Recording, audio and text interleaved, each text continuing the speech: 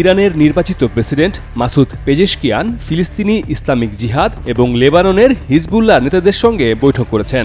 ফিলিস্তিনের ইসলামী জিহাদের প্রধান জিয়াদ আল নাখালা এবং হিজবুল্লাহর ডেপুটি লিডার শেখ নাইম কাশেম এই বৈঠকে উপস্থিত ছিলেন।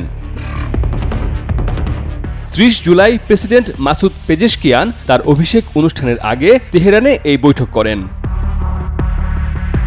গত ২৮ জুলাই ইরানের সর্বোচ্চ নেতা আয়াতুল্লাহ আলী খামেনি পেজেশকিয়ানকে দেশটির প্রেসিডেন্ট হিসেবে আনুষ্ঠানিকভাবে অনুমোদন দেন। অনুমোদন পাওয়ার পরই পেজেশকিয়ান এ বৈঠকে বসেন।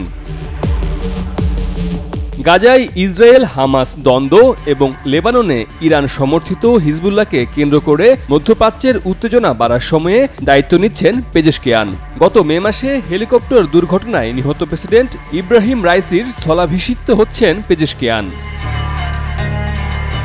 সঠিক প্যাড আর সঠিক তথ্য দিয়ে এসব সামলে নিব এক হয়ে।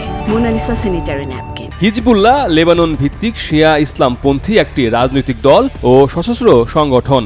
বহুদিন ধরেই হিজবুল্লাহ ইসরায়েলের প্রকাশ্য শত্রু।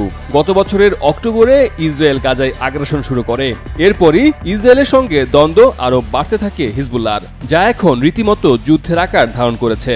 এমন সময় ইরানি প্রেসিডেন্টের অভিষেক অনুষ্ঠানের আগেই হিজবুল্লাহ নেতাদের সাথে বৈঠক বিশেষ তাৎপর্যপূর্ণ বলে মনে করছেন আন্তর্জাতিক রাজনৈতিক বিশ্লেষকরা।